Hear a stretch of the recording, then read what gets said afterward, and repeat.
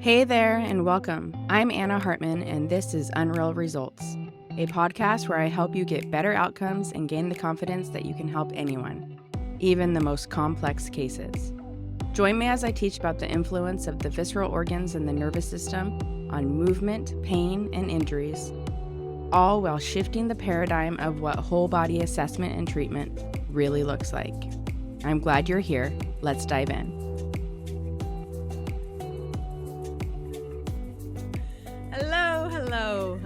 Welcome to another episode of the Unreal Results podcast. It's a special one. I have a guest. And one of my besties, Missy Bunch, is here with me. I know I advertised my podcast is not going to have guests, and lately I've had some guests. But that's the thing. Like, when you do your own thing, you can do whatever the heck you want. And I want to have Missy on here because she is my go-to person to help me with my athletes and with my own body when I need to take someone out of pain or take myself out of pain, or I get to a spot that I feel like I've tried everything and I'm hitting a roadblock. I call Missy up to help me. So I'll let her do kind of a little background, but in general, we met in right after I moved to San Diego. We met via Instagram. She shared on Instagram Live the other day. I slid into her DMs and asked her out on a date, which is not wrong. I didn't have any friends and I was looking for friends, and I was like, wait, this girl lives in San Diego too? I want to go to coffee. And we went to coffee and we started talking about what we did.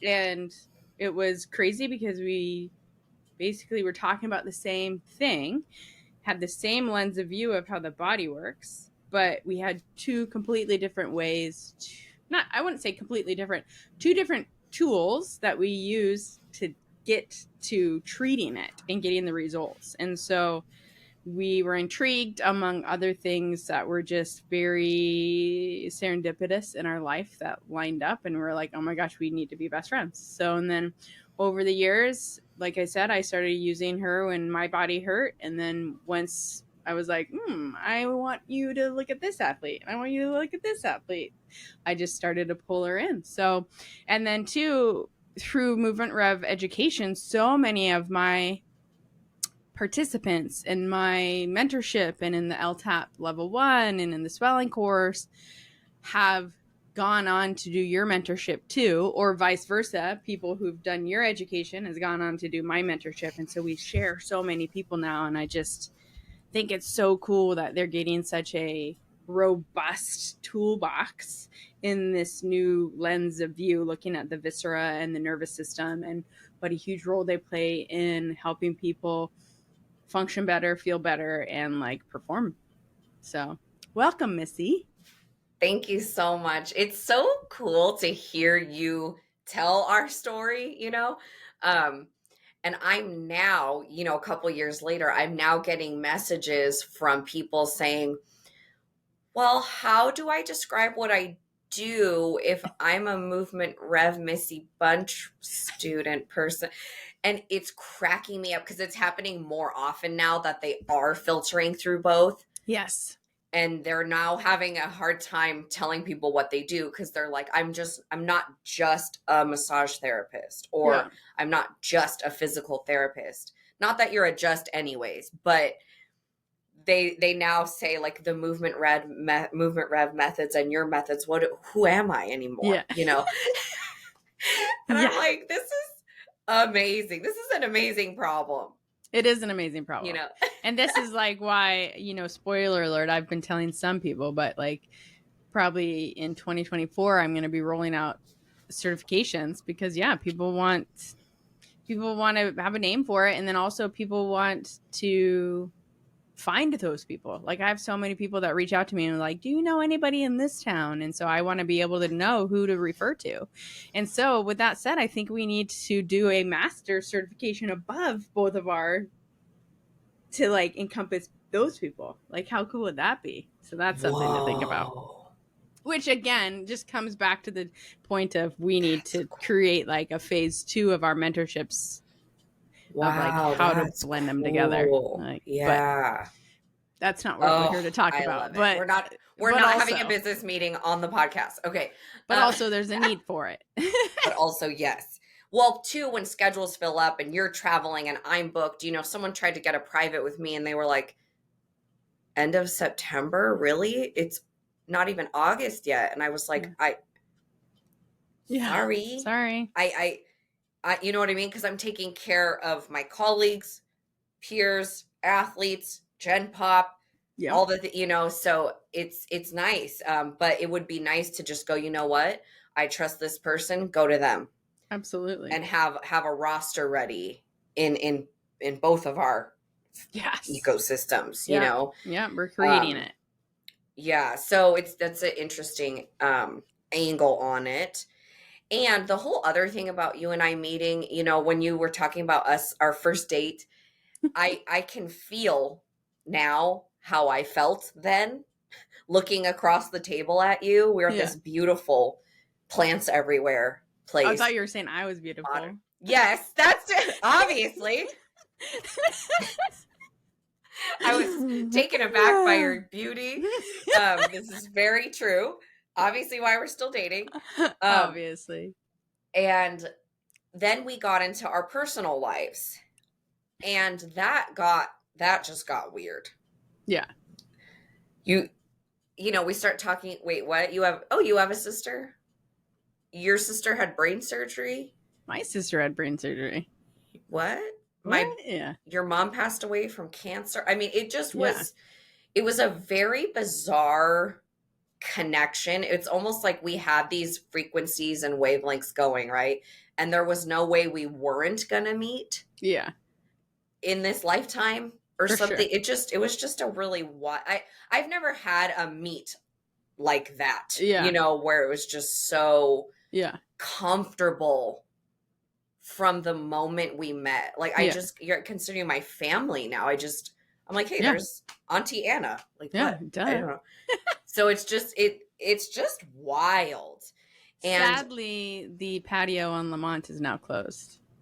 Is it? Yeah, that was the restaurant or the bar we went to. Yeah. Yeah. Oh, I did a photo shoot there once. That's gone. Okay. Okay. How can I contribute to your community? Well, I wanted to bring you on to talk about your mentorship that's coming up, which we'll get to, but then also because I find myself on the podcast and in my courses oftentimes trying to explain things that I've learned from you and how it connects to what I teach. And then I'm like, you know what? I might as well just have Missy on to talk about it. And so I want you to share probably, the biggest, a lot of it's eye-opening. So background too, I've taken Missy's mentorship and I think it is amazing. And I took it in like round 1 or 2. And so it's changed even more since then.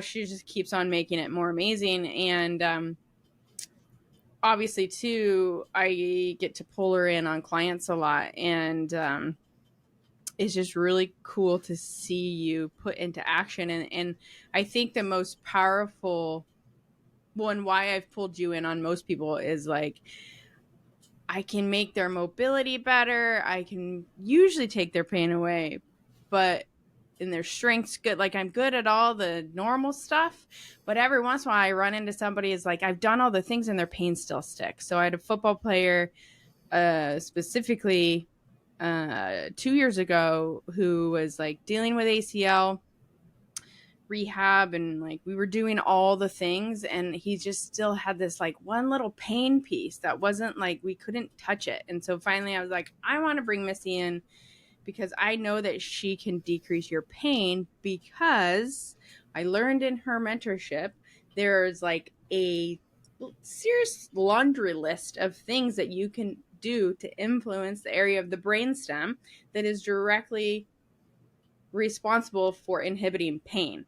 And that in itself, I think, was probably the most mind-blowing part of your mentorship. Like the one little nugget. And you teach this on the internet, like on Instagram too. It's not like this is not knowledge reserved to your mentorship.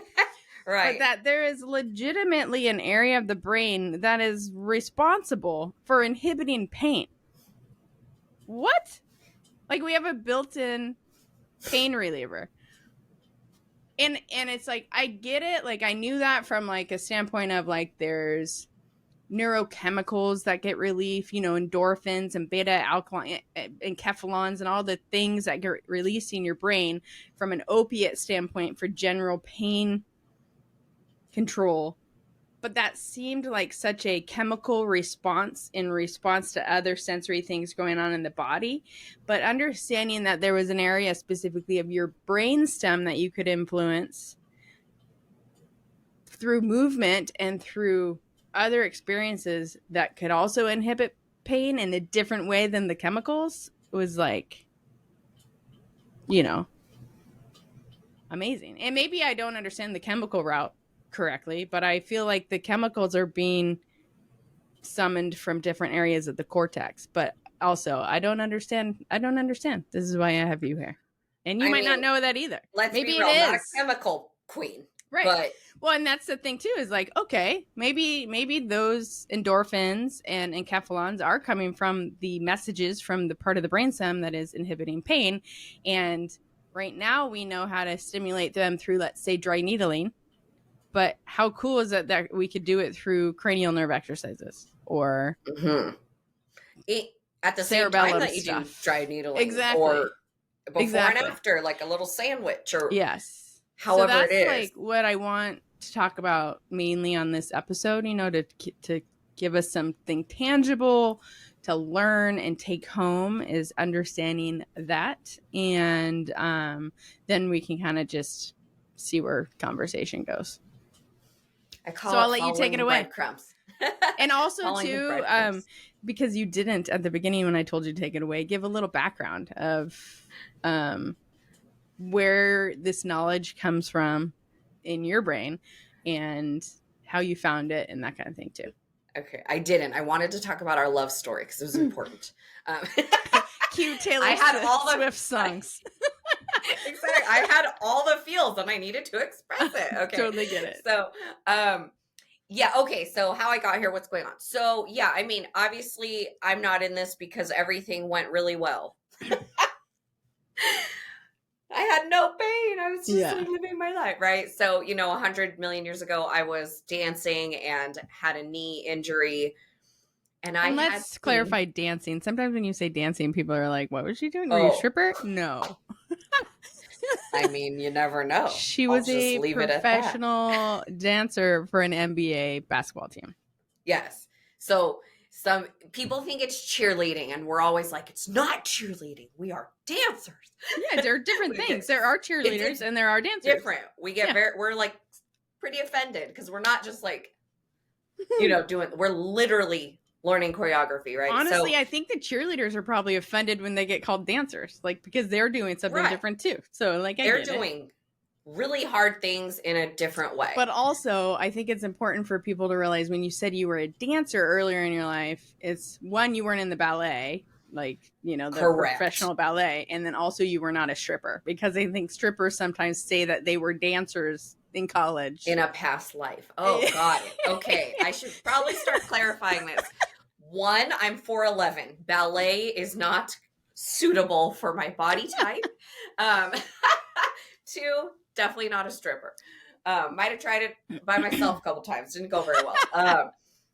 So yeah, I was a trained dancer, actually in modern dance, to be specific. I have a dance degree from San Francisco State.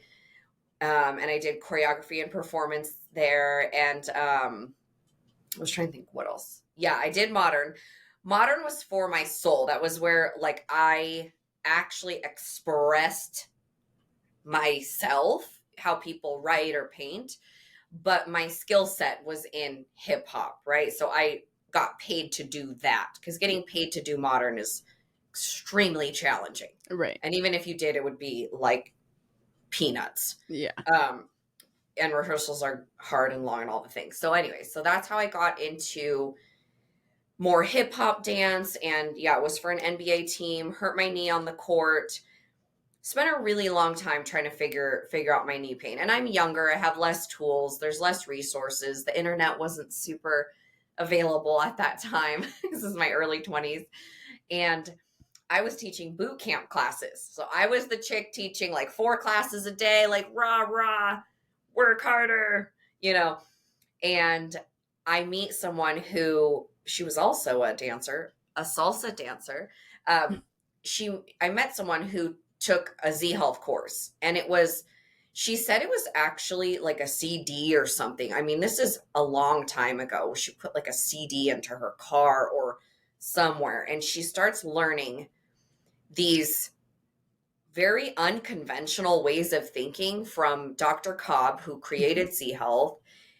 And he actually started creating the stuff in his basement, just like messing around with things and being a chiropractor. And he's a really cool story. He was a semi-pro tennis player and a martial artist, and he trains SWAT team people. It's really interesting story. But she starts to learn that during gait, the force production from your left heel goes up through the posterior leg, goes across to the opposite SI, this whole opposing joints thing that she had never heard of. And she's explaining this to me like your left leg moves with your right arm during gait. And it was the most logical thing I had heard about what I was dealing with, right? Because everyone was saying your knee, I got imaging done. They're like, your knee's fine. Right. They were probably telling you your glutes were weak and your My quads. glutes are weak. Your quads this. Strengthen your calves. Do all the things, right? And I was thinking, I hear this opposing joint concept for the first time. And it really resonated. I mean, it shook me to my soul, right? And then it worked. Right. I tell the story in a vague way, but I'm going to tell you the real story. I was in an elevator and she texted me what to do with my right elbow. Like, that's the actual story. Yeah. And I'm reading and she's like, stick your right arm out and get into the position that you hurt your knee in. So I get into this kind of anterior lunge. I do a couple elbow circles on my right elbow with left leg loaded. I'm reading the text. Put the phone back in the purse. I'm at Nordstrom's in San Francisco. The gold doors open. I walk out. I'm in the shoe department. I'm like trying to find this knee pain, right? I'm like loading into it. And I'm like, what the? How did I leave my knee pain in the elevator? I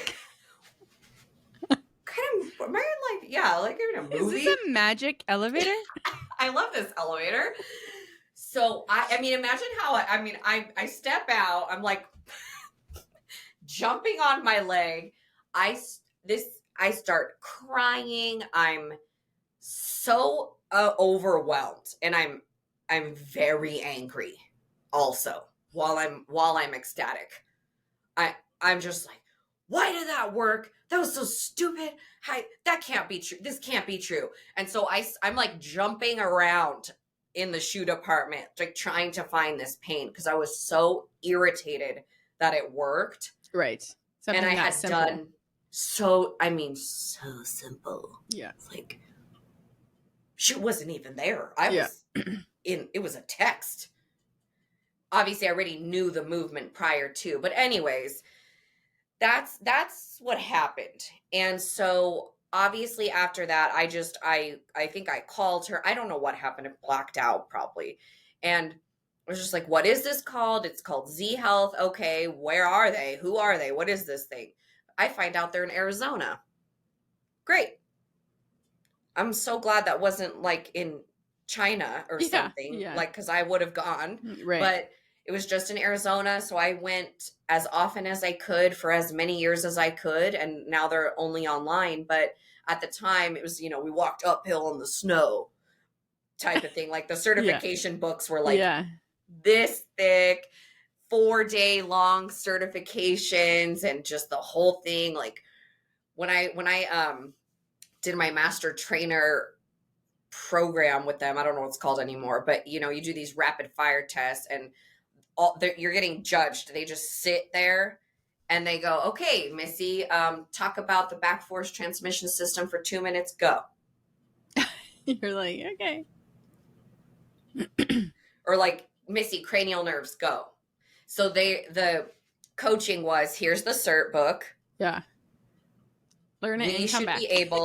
We should be able to open it, point, and you should be able to talk about it proficiently and eloquently with examples and stories and all the things for 2 whole minutes without stopping. That was the test cue, the testing, right? Rapid fire, along with all the anatomy stuff too, right? But that testing experience was what kind of it, you had to test well. And I think you had to get like a 91% or more on everything. So you couldn't pass with like C's. Right. Which, like, I'm like a B type of student from school, you know, I'm not like an A plus. You felt the pressure. Yes. Yeah, I'm like, I can't get like a C and just no, just like 91% or above. Or that's what I remember. Might have been 96. Anyways, so I declared that I was going to learn everything I could from this company for as long as I can and teach it to everyone, because if I didn't know this and I was in the movement world, what is a normal person going to do when they have knee pain? Right. They're not going to stick their arm out and do elbow circles. I'll tell you that, unless I tell them. So it was basically just like this little truth bomb that I couldn't pretend to not know. Yeah. And it led me down a very odd path, and it was very weird. I was just talking to Megan about this yesterday. I was a female in fitness, and I was always in the gym with males doing 3 sets of 10 and all the things, and I'm in the corner doing eye exercises for 11 female. And I was much younger then, so the confidence was much smaller. And I still have, I mean, you know this, I still have to work on this all the time, but yeah. It's been an interesting road. You know, now I'm like, you have to do exercises. Are you crazy? But back then I was like, I kind of learned that like your eyes matter and like they will help you. You want to try them? Because they're like, what? So weird to be like, you got to move your eye. Like, it was just a weird thing to bring to the table 13 years ago. Yeah. Like, people weren't Googling stuff about this. You and me both know, like, when it's a weird thing that then gets immediate results, people are like, I don't care what you just did, but let's do more of it. Yes, exactly. And that's at the end of the day, people want the results. They don't really care about the methods that you use to get there. They just want to feel better. Right. They just want to feel better. And honestly, if you can feel better without doing a million exercises, who doesn't want that? People don't want more work to do. I can guarantee it. Yeah, fact. Yeah. That's the other thing that also upset me when I started learning all the neuro stuff. So, because I'm a dancer, it was it hurt my ego to learn that I don't have to stretch for 2 hours to get increased range of motion. I was genuinely offended. But I love that, because I actually say that to people when I teach. I say, because and this is why you couldn't ignore it, because it challenged a deeply held belief you had about what was required to feel better, feel good, move well, perform well. It really challenged that. It challenged some really strongly, deeply held beliefs. And once you feel that dissonance, you cannot ignore it. It feels it was a crappy. toe touch. Yeah. It was a toe touch for me. I mean, obviously, so it's like, I want to offend people.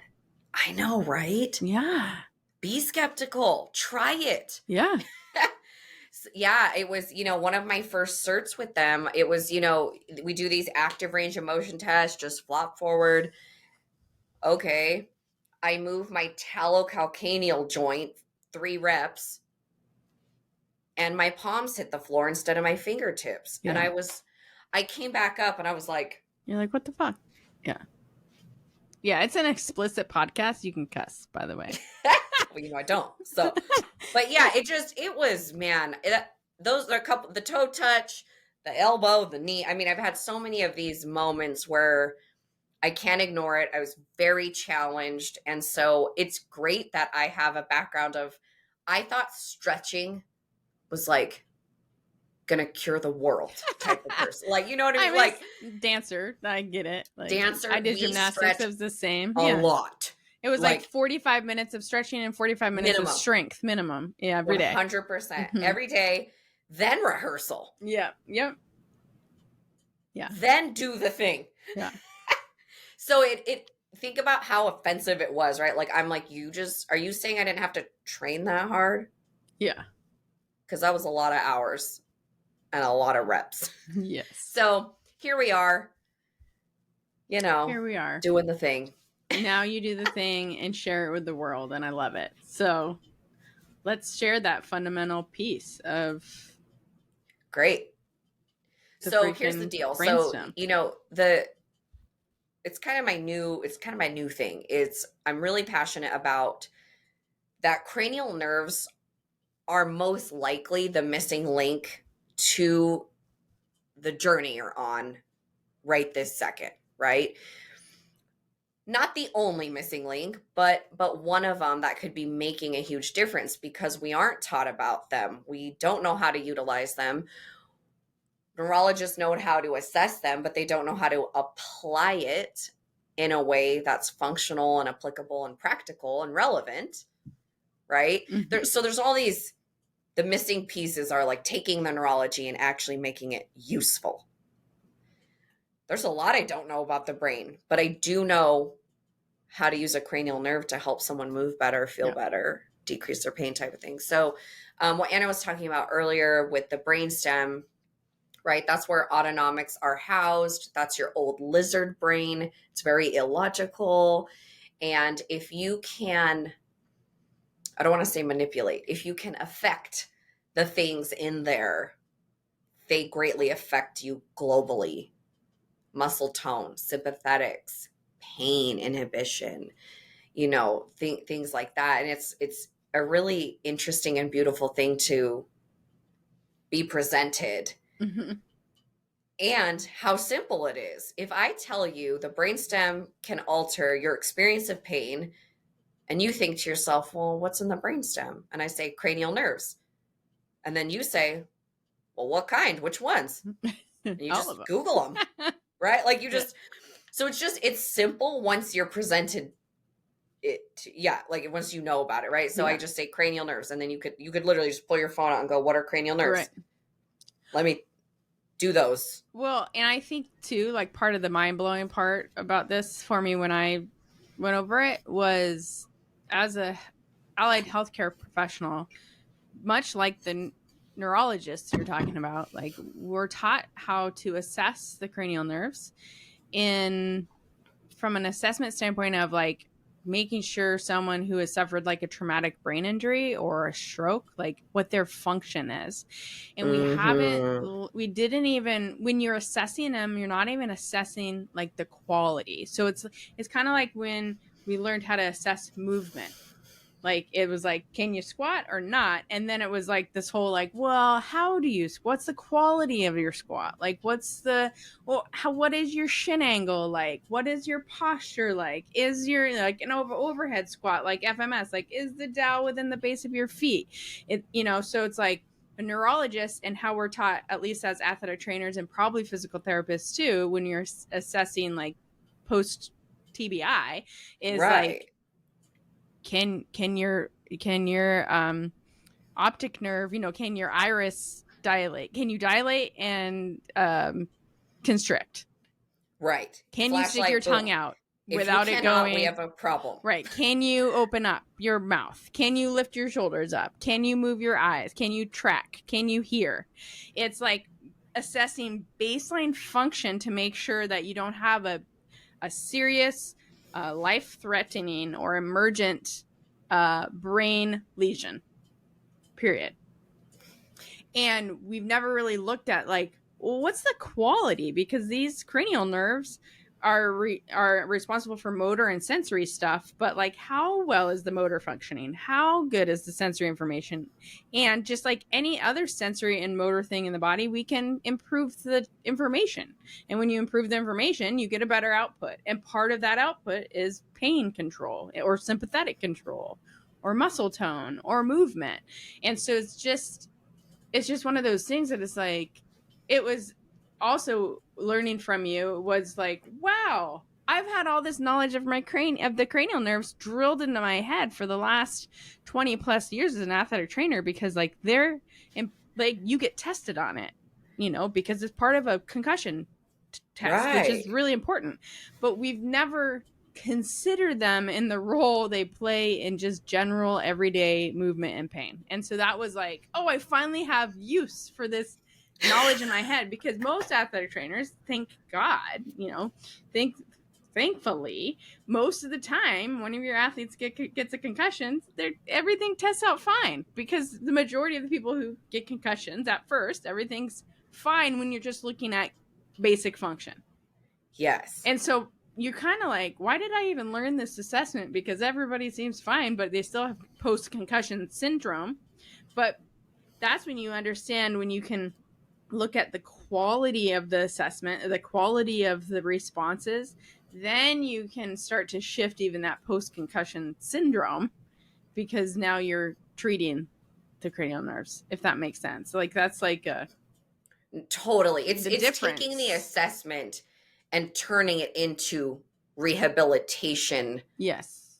For that person. Well, and quality versus the quality. Checking a box of, is it working or not? Yes. And that's, I've seen it obviously, because my sister has had brain surgery. I've sat in on her follow-ups, and they do all the things. It takes about 3 minutes. The quality of their assessment is poor. It's not good. Exactly. They're literally like, because again, they're looking at basic function. Just, are you functioning? Like, Are you right? Do you need dire care right this second, type of thing? And so if you're not functioning, they're like, okay, just noting that. Like my sister, same thing with her brain surgery. Like, she fails all the vestibular things. And Romberg just tests, note it, and they're just like, sorry, that's how it is. Bye. I'm like, what? Or you could give her exercises based on it. Yeah. How about that? Yeah. That's the weirdest thing, right? So we're leaving Stanford after Shauna's surgery, my sister, and it was like this. It was like, here's a packet. Bye. Good luck with your life. I mean, I same with my sister. Like, are we? And part of it is like they're like a neurosurgeon especially is like, once I do surgery on you, like, I did what I did. I did my job. Yeah. You're welcome. Which is wonderful and amazing. You're welcome. Please address my Christmas card to this address. Like, because you should be thankful that I did good surgery on you, because you're still alive. Exactly. Which they're not wrong. God bless them. No, like, our sisters are alive because of brain surgery. But then they're like, oh, if you have any problems, go to the neurologist. But then the neurologist is like, oh, I can't give you medicine for this. Right. Or what do you want me to do? That's what they usually say. What do you want to? And they're like, I see double vision. What the hell do you do? Yeah. I know. It's same with my simple example with my knee, right? Like, your imaging's fine. Take 600 milligrams of ibuprofen a day, blah, blah. I'm like, but my knee hurts. Yeah. I want to dance. And and this is getting on a tangent, but it's like, man, wouldn't it be so much better if the neurologist, or in that case, the ortho doctor, would just look at you and be like, I'm sorry you're having pain, and I really don't know what to do at this point, but let's figure it out together. Let's find the right person to figure it out for you. And then they would refer to... You would just feel like someone like you, or a physical therapist, or an athletic trainer, and it's like, when you're not promising people a timeline or a result, like, I'm like, a lot of the times people just want to be like, yeah, isn't it weird that I feel this way? And the doctor needs to check the box that you're not dying, and there's nothing that they can do surgically, and of course there's a pharmaceutical usually always that they want to give you, but to be realistic, being like, this is not going to change things for you. Yeah. It's And helping you cope, sometimes which they is don't great. know. Like it's like Yeah. that's the thing. Like, well, and this is when the ego just gets part of it is like they're so locked into the ego, they have a hard time admitting when they don't know something. So instead of admitting they don't know something, they just pretend they know it all, and then they're like, "Your knee's It's fine. tough. Get Yeah, over because it." that's the the upbringing of them. It's their environment, their Yeah, for sure. social, it's like Yeah, they're trained. yeah, I get it. Surgeons are, Yeah, yeah. And again, love them to death. I mean, Like, not, and of I've had course, two not all of them surgeries. are like that. Like, Right. but also, a lot of them are like that. Yeah. Yeah. I mean, it's like Anyways, you're a neurosurgeon. You should have an ego. Like, yeah, fuck, I I'm can't do honored. brain surgery. I'm honored to be in your presence. Yeah, Thank you for saving my sister's life, right. But so this surgeon, he had an elbow wrap on with like copper pellet looking things on it. And I was like, does your elbow hurt? He was like, yeah, I have tendonitis. Murmur. And I was like, a brain surgeon has elbow pain. I was like, just. And he's probably like, nobody can help me. I wanted to be like, I have an opening next week. Do you want I mean, I'll work on your other knee or your neck. yeah. Anyways, okay, let's get back to contributing to your community. So you go. No, you go. You're good. Yeah, brainstem, Like you inhaled. cranial nerves. Cranial nerves. Yep. So what should we do? So want to like do some stuff? Sure. Sure, I'm having some pain. Making up some pain. I don't need to make it up. There's plenty. No, There's plenty to pick from. Do you want to like do that? You want to like play around with it? Camera angle is probably not good, but we can play around with just in general. Yes. Let's do it like this. So Anna brought up the cranial nerves and how we can utilize them for our clients, right? Or your athletes. So let's just pick something random, something that looks good on this camera. We could do like cervical lateral flexion, right? Yeah. Or oh yeah, that's I a can't good see one. your arms, Oh actually. yeah. So if you take a little, do like a little body scan and see just how it feels, maybe rotation. Let me see what doesn't feel good on me.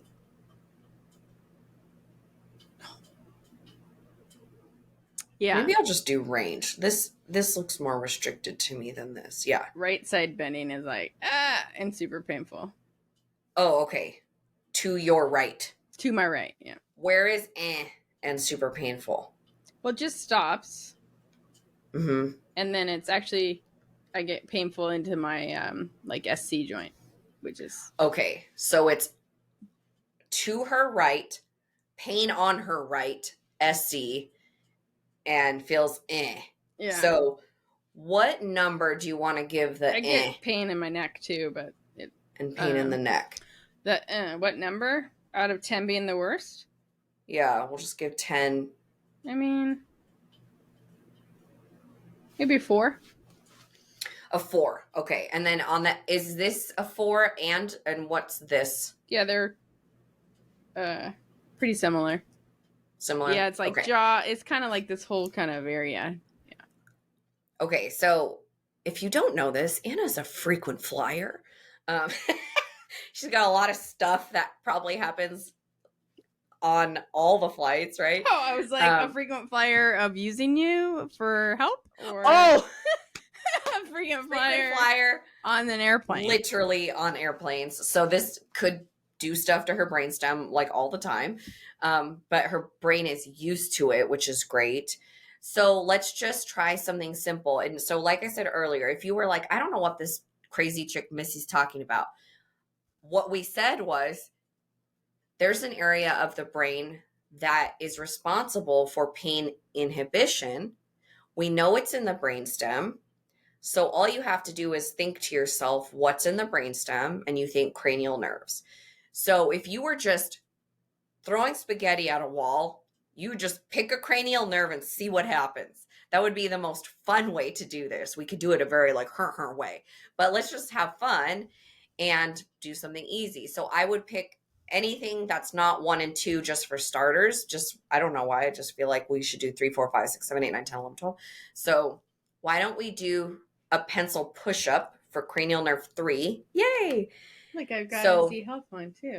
Yay. That nerve is, it innervates the medial rectus of each eye. So it's supposed to be able to contract the medial recti to midline. Yes. And so let's just see what happens when she does both eyes. And she's bringing the pencil to the bridge of her nose, not the tip, because those are different nerves. And her, if you guys can see this, it's the left eye, not wanting to, I think. Let me see. The eye on the side, the They're, hand is holding the pencil. yeah. I think they both aren't really. Yeah. It's pretty far Yeah, away from lefty the doesn't like this, but righty is struggling a bit as well, actually. And it could be my orientation. So I always like to make sure you know your orientation can affect your what you see. Okay, let's take a break and just take a breather. We did both of them. She's just going to check it out, and then we'll reassess her cervical lateral flexion and just see what happens and get some data. It's either better, same, or worse. It's way better. It's way better? Okay, great. Okay, so just describe it, and then we'll 1 to 10 it. I don't feel the anymore, or the sharp pain into the SC joint. Now I just feel it just stops. And yeah, I feel a little pull in the back now. In the back. Okay, so great. We like jumping pain. So we did 5, 6 repetitions of an eye exercise, and upper trap neck SC pain 4 out of 10 has altered. And that's the magic of it. Yes, I love that it's better, but the fact that we can alter it at all. Yes. With an eye exercise, that's the beauty, and that's the takeaway. I just realized I should probably have been closer to this mic this whole time. But does that sound better? Yeah, it's louder. Wow. I'm so sorry. It's okay. It's because I was like moving and stuff. It wasn't bad to begin with, but now it's very loud. Now it's okay. Mm-hmm. So that's what we want you to take away from this podcast today is how simple that was. Yeah. Going from an intelligent, effective standpoint, cranial nerve 3 is in the brainstem. In the brainstem lives something that helps inhibit pain. Let's just try it. And it should help globally. We only assessed her cervical lateral flexion just because that's what we assessed, but her ankle should feel better, and her low back surgery from 20 years ago as well. Is it 20 years old? 13. 13. I made it up. 13 years ago. So that's what I also like to do is I like global betters. Yeah. The best, right? Sometimes you'll go, my my lateral flexion feels better, but now my ankle's worse. And I'll go, okay, well, let's kind of put that on the side and let's see if we can find something that just gets you a better response. But we do like it. That's great. But if something else gets worse, it's not the best thing you could be doing. Yeah. So that's just one example. Instead of me going, okay, upper thoracic glides would probably work. Shoulder mobility probably would have worked. Some soft tissue or theragunning or hot ice cold, like a lot of things would have worked. Right. But how nice is it to do 12 seconds of an eye exercise and get the same result? Yeah. Well, and then I think too, why a lot of people end up working with you and sort of like when I pull you in, I've tried the shoulder things. I've tried the thoracic things. It doesn't shift it very well. So then I am left with like, well, what the hell? And yeah. And honestly, it's kind of a funny thing to say because it's like you don't need to know much. Just move the eyeballs around and see what happens. Yeah. you know, just without knowing and the science of everything, just, all right, this athlete's on a plane a lot. She's probably working really hard. What if I said, Anna, let's try sitting up in a lengthened position, keep your head and chin where it is, and just shoot your eyes up at a diagonal 45 degrees, not like straight up to the ceiling, but like a nice 45 diagonal. And let's just hold for 3 to 5. I would actually back off that range a little bit. It's like too high. Like, yeah, right there. And let's just take 2 breaths. Just kind of knowing she probably doesn't shoot her eyes up often. And then let's see what that does. Why would I hold my phone up here? Why wouldn't you? Okay, so go ahead and just shake it off. And then let's see if we like this result better, or is it worse? Who knows? Or it could be same. It's different. Feels like Looks more worse. It feels like more range of motion, but it hurts more in my facial area. Okay, I was gonna say it looks higher. Mhm. That's what I saw. It looked. I thought you were gonna say here, but then you said like right here. Yeah. So this is like, yeah, top of cervical here. spine. Yeah. Okay. So this is what I love is no matter what results you get, it's the point. It's the fact that we can alter your experience of pain like this. Yeah. That's the cool part. That way the professional using the information does their thing. Yes. Right? Like it was here and now it's here and then it's there and we tried this. So you can alter the experience of pain knowing simple key strategies with a brain-based approach. Well, and I think that's interesting in itself too, because one of the things that happens with some people when they have pain in certain spots, they start ruminating, especially based on other experiences, that it might be something really bad, right? Like I get pain in my like breast area a lot, and I have like a little lump, and so that like instantly, because I've lost a parent and a grandparent to cancer, instantly I'm like, oh my God, I have breast cancer. But the fact that like eye exercises either takes it away or completely changes it and puts the pain somewhere else, I'm like, probably not breast cancer. Yes. Right. Yes. If you can jump it, move it, alter it. Yeah, probably not actually the problem in the spot where it is. Right. So that is sometimes like nice too. Yeah. Mm-hmm. Little peace of mind. Yeah. Not that you can't have like pathology in an area that you can take pain away from, but it's just like makes you feel like it's you've got control over it a little bit, which feels like takes the scariness away, and then it's like, oh, I don't think this is that big of a deal. Yeah. Control and honestly hope. Yeah. Mm-hmm. Right? Like there's hope. Yeah. And that was a big thing with the football player is like, man, we were deep in the trenches with him and his emotions around his mental state. And like being able to take away his pain by doing all the cerebellar drills gave him hope that he wasn't going to have the knee pain forever. Yeah. I mean, and it was huge. It's huge. It's awesome. Yeah.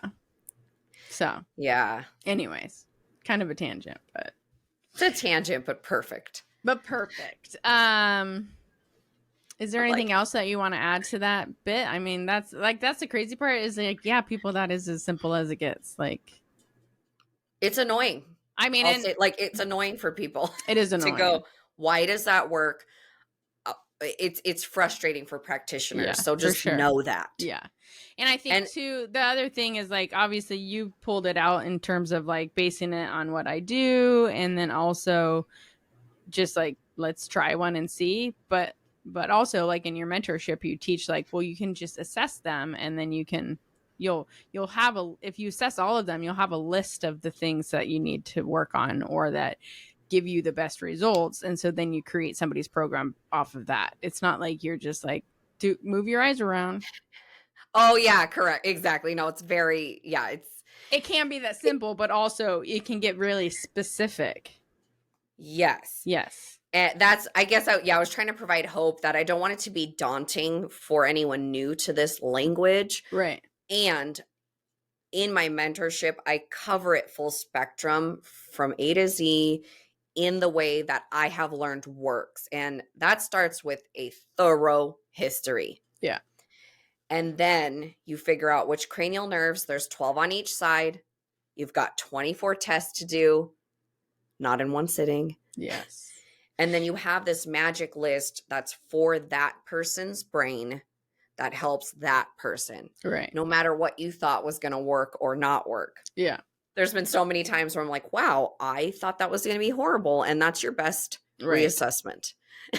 Yeah. And that's like what's interesting too, when you take someone's history. I mean, you know, you'll hear this from people all the time. They'll be like, oh yeah, all my problems are on my left side. And that's like magic information to you, because then you know like a specific side of their brainstem. And so then it's like, so in that case, you have a really good chance that left cranial nerves are going to help that person like that. mm-hmm. Now, if it doesn't, you got a 50% chance and you just hop over to the other side and that's going to work. Right. Something's going to work. Right.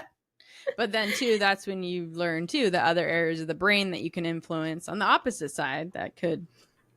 So that's the cool thing too about Missy's mentorship and what she's teaching. She's making understanding the circuitry of the brain really easy, right? Because maybe once upon a time in school, you did learn that like the right side of the brain controls the left side of the body, but then it's not always true for all the things. And so it's like, okay, so how do you split it up? How do you understand what controls sensory, what controls motor, what controls postural control, sympathetics? Like it is not as straightforward as left and right. It is right, like it is and it isn't, right, but well, it doesn't. They don't all follow that.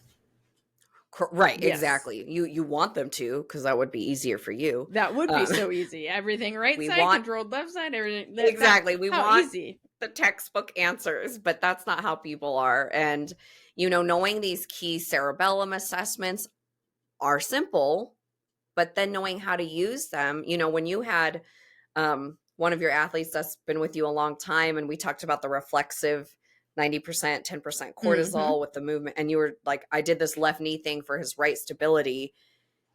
You were texting me. I don't know if you remember that. I won't say his name. Anyways. Football player or? Yeah. Football. Oh, different. Yes. I do remember. Different football player. Yes. Yeah. Yes. But anyways, the whole cerebellum talk with that too. So yeah, this stuff's really simple. It's real juicy, can be intimidating, but not with me. Yeah. My whole goal is for it to not be intimidating. Yes, it is not. You do a great job of that. She's a great teacher. Yeah, with that said, I mean, we can wrap it up, but I want you, yes, to talk about your mentorship. It's starting soon. The doors are open now. The day we're filming the podcast, you'll miss the early birds. Sorry, but yeah. Come anyways. Come anyways. Go ahead and thank you. Tell us all the dates and all the things. Oh, yeah, perfect. So I was going to say, thanks for being here. Yeah, so basically, it's 14 weeks. We start August 18th. I would love to have you. This is going to be the best version because it's the latest. I have all the upgrades and updates, and my husband does the workbook and makes everything beautiful and very easy to sort through. He's really big on things being easy to find and referencing. So if I put a video out and I just throw out a 2-hour recording, he gets very upset. He wants it time-stamped, chapters written out, so you know where to go and what to skip. So I need a Ryan in my life so bad. Ryan, in so many ways. I love Ryan, but he's the best. Yeah. You can borrow him. I'm sure he's got plenty of time between all your stuff. Yeah, totally. His stuff and being a dad. Yeah. Yeah, exactly. So much time. But so yeah, I've basically created this mentorship for someone who I created it in a way that I wish I was taught. Yes.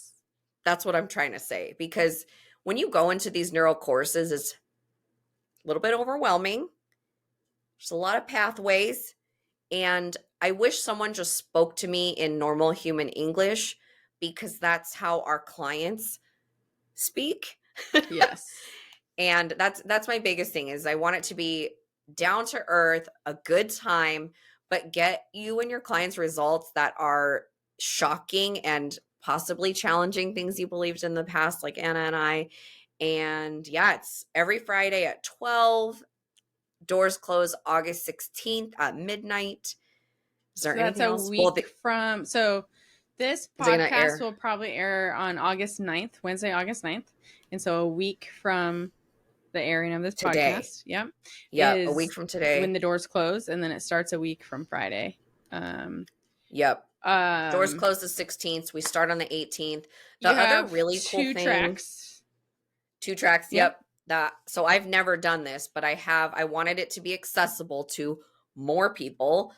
So one track, I want to say tracked because that's the spinal cord. Track. The PCT. My goodness. Now track to me is tracked. So the tracks I have, the first one is the fundamental track, which, right, you can choose that. You'll have every call, the workbook. It'll be amazing, the community. And then the other one is the VIP experience with my guest speakers. I've never had guest speakers, so I'm so excited about this. Anna is obviously one of them. She was the first person I thought of. And then I've only promised 9 guest speakers, but I promised 6 and I have 9. I love it. I don't even know where I'm going to put these people in my calendar, but it's happening. So that alone, I tried to tally up what it would cost to hire all of these people, and it's like over $5,000 just to hear them talk. Yes. Plus my mentorship. So it's very, very, very worth it. I hope you join that version of it because it's just got all things, and you get lifetime access to all of those things. Yes. So that's my offer. I personally invite you to come. I'm super excited about it, and it's going to be really good. Yes. Do it. Do it. I'm so excited for you. And Thank for you. reals, super jealous of the quality of the learning experience in terms of all the stuff that Ryan does for it is it's y'all people who have experienced my education. It's still good education, but it doesn't look so professional because I'm get it done, throw it up there, and which everybody's happy with. I'm not mad about that. Yeah. But then Missy and Ryan, they do it right. It looks like it's professional. They're very professional. But at the same time, even though it's so professional, they are so down to earth and they make it so easy. And Missy is a great teacher. And I think you'll just be impressed all the way around. So thank you. Just know that it didn't get there overnight, right? My first program you were in, I don't even think I had a workbook, but it was blank pages. Yeah. It was here's some blank paper. Take notes while we hang out. Yeah. No, it's great.